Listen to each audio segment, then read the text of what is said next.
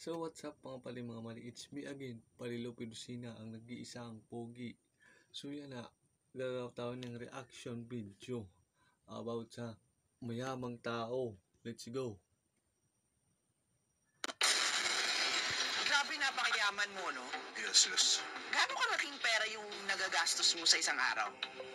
Sa isang araw, actually, yung pinakamalaking nagastos ko is 1 trillion. 1 trillion? Yes, USD. Sa 1 trillion, anong nabibili mo dun sa isang araw? Actually, bumili ako ng planeta. Actually, hindi naman yung buong planeta. Yung Gago. isa sa planeta sa Mars. Actually, yun. Shoutout kay Sobrang yaman yan pare, yun, super yaman. binili ko sa kanya isang isla sa Mars. So, wala akong magawa sa pera. Sabi ko, piling ko kailangan kong gastusin to kasi baka mamaya magawa na naman namin pampaapoy. Panggatong. Gatong actually. Kwarta pa din, inihin mo nila nga panggatong. Panggatong nyo lang yung pera? Hindi na sa panggatong, pero minsan siya, actually toilet paper. Muna sa kwet. Yes. Ano itong taon to? Grabe. O sige, ngayon tatanungin kita. Ano ang mas mahalaga? Diploma o diskarte? Sikat yun na tanong. Pag sinapakpakitan na yun, magagamit pa dito ako. Never lang, sapakin kita na itong may premium ko ng mga alas. Actually, shoutout pala kay sa Bukanda. Tinatanong lang naman kita eh. Hindi naman ako nagsasabi na kung anong natapos mo, Actually, opinion mo lang. diploma o discard eh.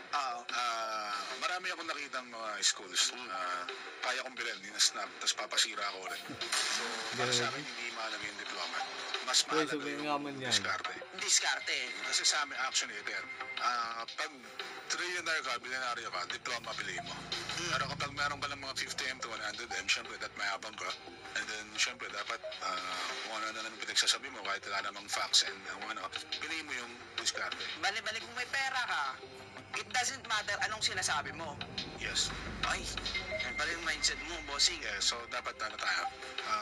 Actually, kahit wala nga sa dalawang yun, diploma o diskarte, because... Wala dun. Yes. Anong gagawin mo? Wala kang diploma, wala kang diskarte. Live your life. Live your life. Paano? Ikaw, anong gagawin mo kung nandun ka? Saan? Sa posisyon na yun, walang diploma at walang diskarte. Feeling mo anong ginagawa mo ngayon? Eh di sana nandun ako, nandito ako. Ayaw nga namin. How should I know? Ito napapansin namin bakit ka galit sa mga pictures at videos mo? Para kang galit, mukha kang galit. Parang galit. Galit, pangin. Hindi nga palagi. Sampaling ko mukha mo. Hindi, boss. Boss. Ay, sampaling kita. Ay, boss, wala. Ano lang, hindi ako galit Hindi lang, nagano. Sampaling kita. Na-notice, kung magsalita, boss, nag-notice, Next question. Ano na ang mga properties na meron ka? Right now, ayan, nakabili nga ako ng isla sa Mars. Isla sa Mars, Meron akong Lamborghini. Lamborghini. Meron din ako, isa. Wala akong pake. Thousand siya mga So, meron din ako spaceship. Ito na ako. Kung wala kang pera, paano ka magdidiskarte para maging milyonaryo? Simple lang. Gawin mo lahat ng bagay na gusto mo sa buhay mo. Benta mo kahit ano. Yes. Paano pa kahit ano? Yes. Kahit ano lang. Yes.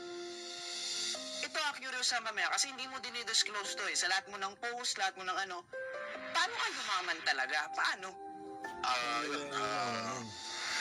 Dati kasi kung mahirap lang din.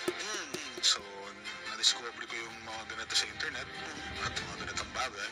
So, nagbenta ako ng shabu. Ginamit mo yung internet sa pagbenta ng shabu o ano? Shabu-shabu yun. Shabu-shabu. Ay, shabu-shabu. Marami ba? Shabu-shabu. Mana tayo dito. Marami ako ng shabu-shabu. Ginabahan ako dun, boss, Ito lang, okay. Shabu. Kasi parang gumagamit ka din. Ay, sumudagdag lang mo yan.